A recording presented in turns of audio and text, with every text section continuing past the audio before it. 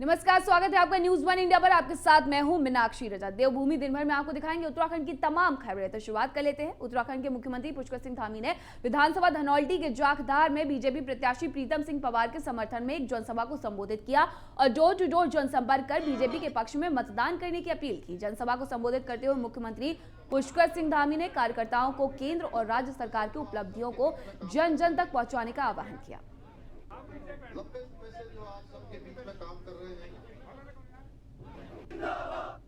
हम लोग आश्वस्त हैं, हम पूरी तरह से आश्वस्त हैं।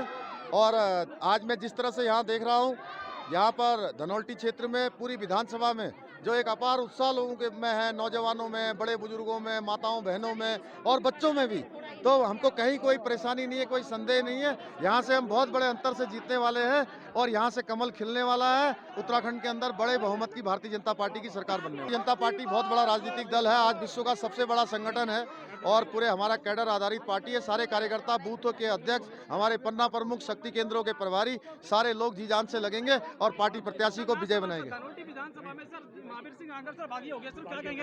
कोई बात नहीं, अब जो बागी हो जाएंगे उनके लिए क्या कर सकते हैं, आप पार्टी को जिताएंगे सब लोग।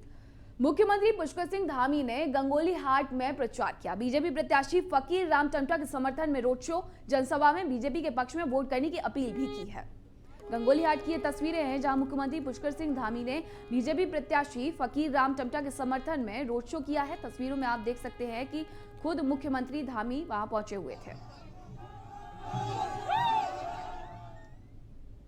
कांग्रेस महासचिव प्रियंका गांधी ने देहरादून में कांग्रेस का चुनावी घोषणा पत्र उत्तराखंडी स्वाभिमान प्रतिज्ञा पत्र जारी किया। कांग्रेस के इस प्रतिज्ञा पत्र में बिजली, पानी, रोजगार, शिक्षा, स्वास्थ्य समेत कई चुनावी मुद्दे शामिल हैं। प्रियंका ने इस दौरान कहा कि 40% सरकारी रोजगार में महिलाओं को भागीदारी दी जाएगी। इसके साथ ही पुलिस विभाग में 40% पद महिलाओं के लिए आरक्षित होंगे। प्रियंका ने कहा कि इस घोषणा पत्र को प्रतिज्ञा पत्र इसलिए कहा जा रहा है क्योंकि इसका मतलब है कि इसमें लिखी एक एक बात को पूरा किया जाएगा। प्रियंका ने इस मौके पर प्रधानमंत्री मोदी पर भी तंज कसा। उन्होंने कहा कि एक और देशवासी जबरदस्त महंगाई की मार झेल रहे हैं और प्रधानमंत्री ने 16,000 करोड़ में अपने लिए 2 हवाई जहाज खरीदे हैं। जितना खर्च इन हवाई जहाज को खरीदने में लगाया गया है उतने में गन्ना किसानों का पूरा बकाया चुकाया जा सकता था, लेकिन प्रधानमंत्री ने अपने लिए हवाई जहाज चुने क्योंकि ये बात आम जनता तक नहीं पहुंचती है। क्योंकि आप जानती हैं कि आपका जीवन संघर्ष का जीवन है।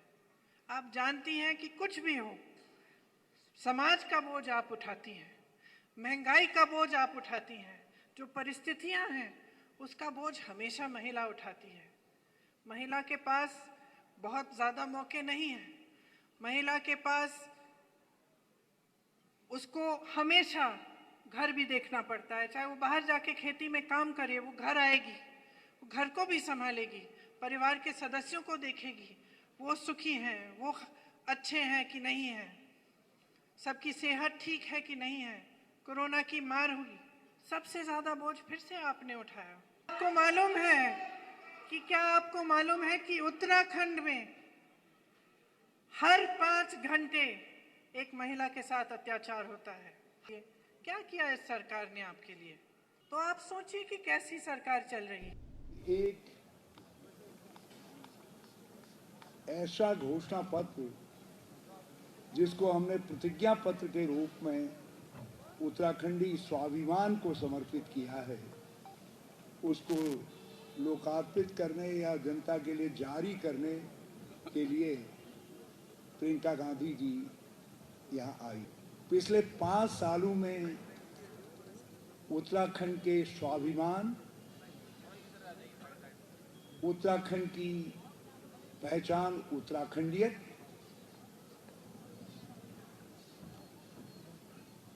और उत्तराखंड के सामाजिक आर्थिक जीवन को, और सबसे बड़ी बात यदि मैं कहूँ, राज्य की अर्थव्यवस्था और गरीबों के कल्याण के कार्यक्रम को पहुँची है।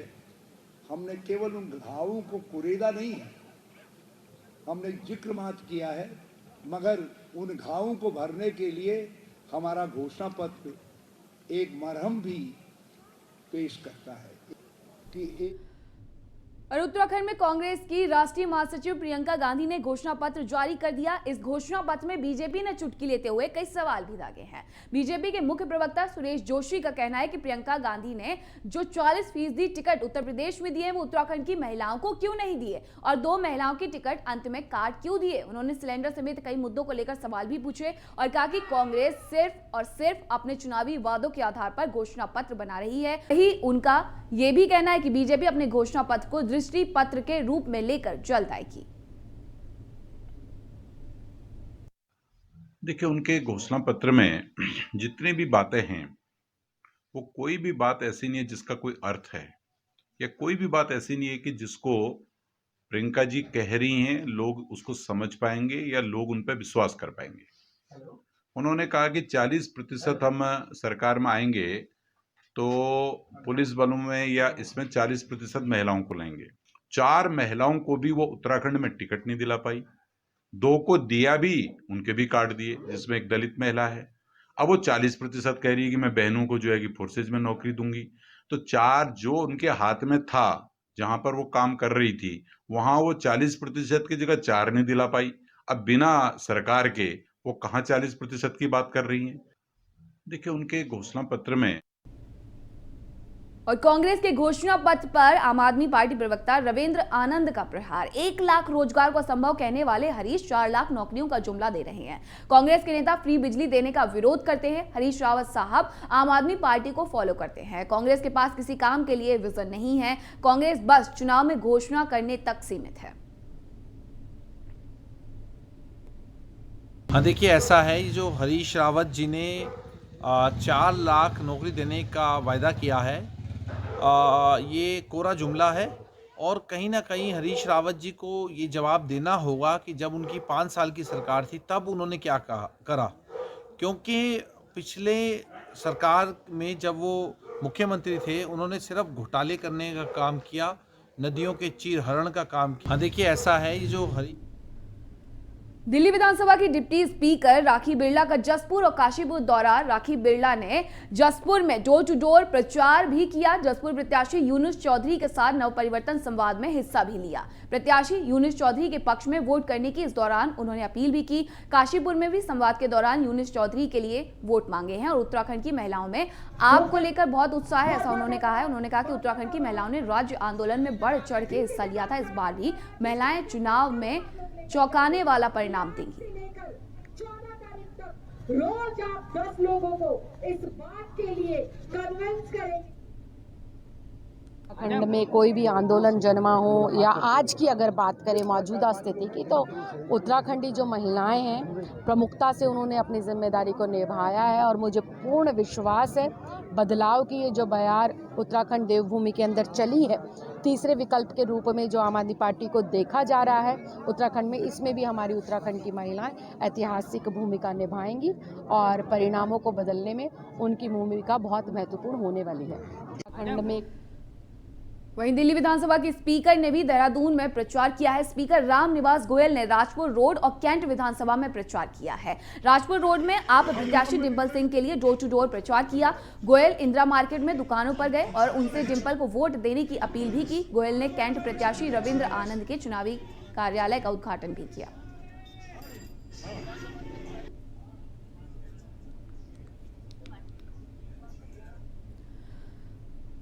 आम आदमी पार्टी के सीएम उम्मीदवार कर्नल अजय कोठाल का डोर टू डोर प्रचार जारी है। गंगोत्री विधानसभा के 7 गांव में जनसंपर्क अभियान उन्होंने चलाया है। गांव वालों ने हर घर कर्नल के लगाए नारे। कोठाल रोजाना 10 से 15 किलोमीटर चलकर पहाड़ों में जनसंपर्क कर रहे हैं।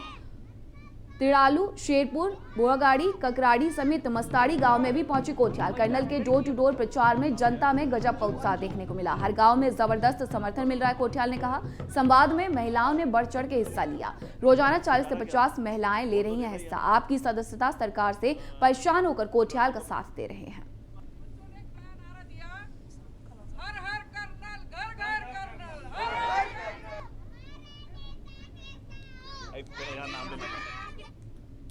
आज हम गंगोत्री विधानसभा के बाड़ागड्डी इलाके में गांव-गांव जाकर के, घर-घर जाकर के लोगों से मिल रहे हैं और छोटी-छोटी सभाएं, जिसमें कि जनता से बात कर रहे हैं, अपने मुद्दे बता रहे हैं और जनता से पूछ रहे हैं कि उनको क्या लगता है आम आदमी पार्टी को करना चाहिए। बहुत बढ़िया सपोर्ट मिल रहा है।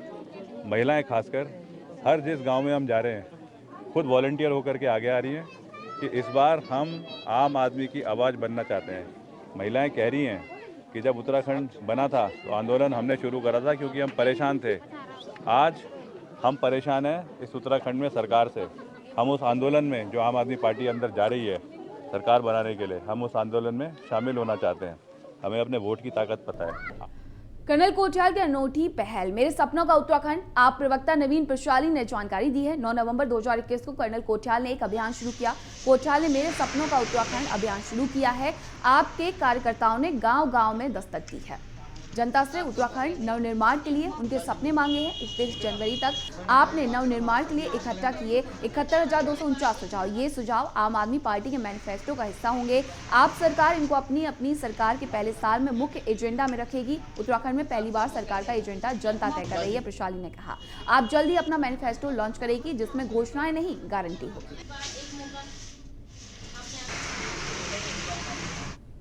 9 नवंबर 2021 को कर्नल कोठियाल जी द्वारा शुरू किए गए अभियान मेरे सपनों का उत्तराखंड, जिसमें जनता से उनके उत्तराखंड के लिए सपने मांगे गए थे।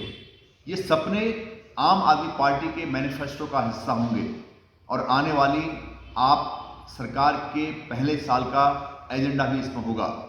31 जनवरी तक इस अभियान के तहत कुल 71,249 लोगों ने अपने सुझाव भेजे हैं। उत्तराखंड में पहली बार ऐसा हो रहा है कि कोई राजनीतिक दल प्रदेश की जनता से अपने मैनिफेस्टो के लिए विचार मांग रही है, सुझाव मांग रही है। और अभी भी आम आदमी पार्टी के नव परिवर्तन प्रमुख गांव-गांव जाकर लोगों से सुझाव मांग रहे हैं, उनके विचार जान रहे हैं, ताकि उनको भी मैनिफेस्टो का हिस्सा बनाया जाएगा। और जल्द ही आम आदमी पार्टी का एक बेहतरीन मैनिफेस्टो मिशन नवनिर्माण को साकार करने के लिए, उस संकल्प सिद्धि के लिए जारी होगा।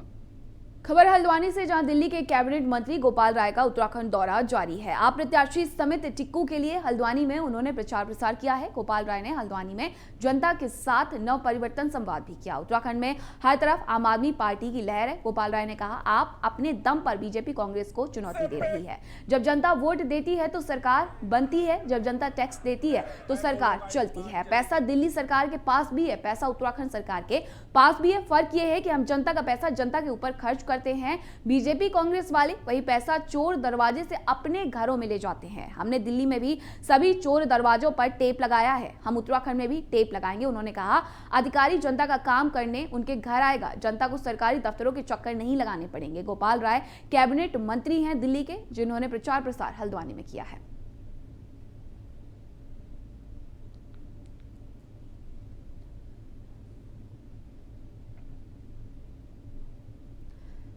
वहीं आप प्रभारी दिनेश मोहिनिया ने डोर टू डोर जनसंपर्क किया है। दिनेश मोहिनिया ने लोहाघाट और पिथौरागढ़ में प्रचार प्रसार किया है। लोहाघाट प्रत्याशी राजेश बिष्ट के लिए प्रचार किया है। राजेश बिष्ट के लिए जनता से घर घर जाकर उन्होंने वोट मांगे हैं। दिनेश मोहिनिया ने सैकड़ों घरों और दुकानों में आपका गारंटी पर्चा बांटा है। उत्तराखंड के लिए कोठियाल और केजरीवाल क्यों जरूरी है, ये भी बताया है। दिनेश मोहिनिया लोहाघाट के बाद पिथौरागढ़ भी पहुंचे। पिथौरागढ़ में प्रत्याशी चंद्र प्रकाश पुनहरा के लिए डोर टू डोर प्रचार भी किया।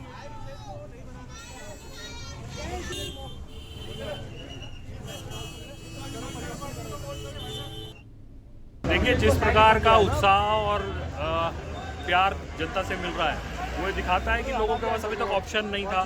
केवल भारतीय जनता पार्टी और कांग्रेस आपस में पिछले 20 सालों से एक बार भारतीय जनता पार्टी को, एक बार कांग्रेस को वोट देते आ रहे थे, लेकिन अब आम आदमी पार्टी के रूप में उनका विकल्प है और लोग उस विकल्प को पसंद कर रहे हैं और चाहते हैं कि जिस प्रकार से दिल्ली में काम हुआ है वैसा काम यहाँ पर। हमारा सबसे पहले ये कहना है कि करप्शन को रोकने जाने की आवश्यकता है। जैसे ही करप्शन रुकेगा तो सरकार के पास पैसे की कोई कमी कभी भी नहीं रहती। जब हम ये बोलते हैं कि किसी मंत्री के लिए, किसी विधायक के लिए कभी जहाज खरीदा गया, मकान खरीदा गया, कभी पैसे की कमी नहीं पड़ी, लेकिन जब जनता के काम के लिए बात की जाती है तो उनको लगता है कि पैसे की कमी है। मुझे लगता कभी पैसे की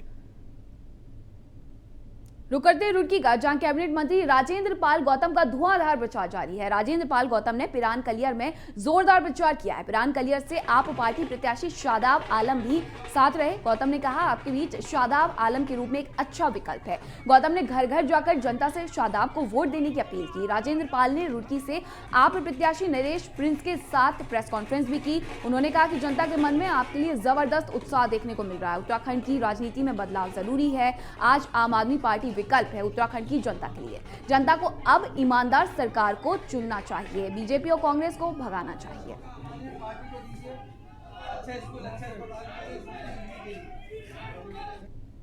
ये सारी योजनाओं के साथ, इन सारे वायदों के साथ हम उत्तराखंड के अंदर आए हैं और ये मजबूरी जो उत्तराखंड की पहले थी, उनके पास विकल्प नहीं था, या तो बीजेपी या कांग्रेस।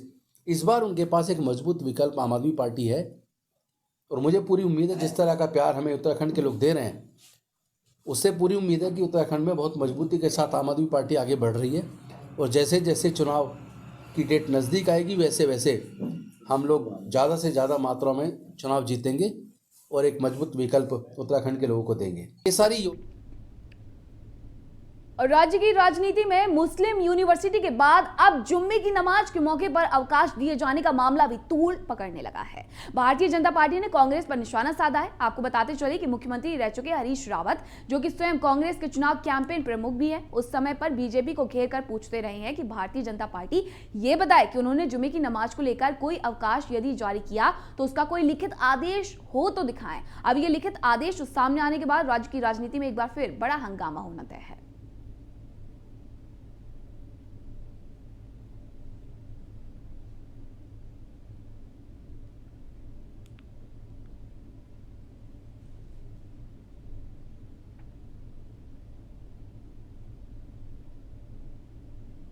कभी जुम्मे की नमाज की छुट्टी की कोई घोषणा की होगी या कोई विषय आया होगा तो मैं राजनीति से संन्यास ले लूँगा। हरीश रावत जी को आज अभी संन्यास ले लेना चाहिए, क्योंकि ये पत्र जो आज एक आया है 29 दिसंबर 2016 का पत्र है, जिसमें स्पष्ट तौर से शैलेश बगोली जो प्रभारी सचिव हैं उनके द्वारा जारी किया गया है और उसमें साफ लिखा हुआ है, राजकीय सेवकों को क्रमशः नमाज एवं प्रार्थना, ये लिखता है कि नमाज एवं प्रार्थना हेतु कार्य दिवस में विशेष अल्पावकाश की सुविधा अपराह्न 12:30 से 2 बजे 1.5 घंटा अर्थात 90 मिनट तक प्रदान किए जाने का निर्णय लिया गया है। और उसके बाद भी वो कहते हैं कि साहब मैंने नहीं किया। इससे बड़ा तुष्टीकरण, सांप्रदायिकता क्या हो सकती है, आप बताइए।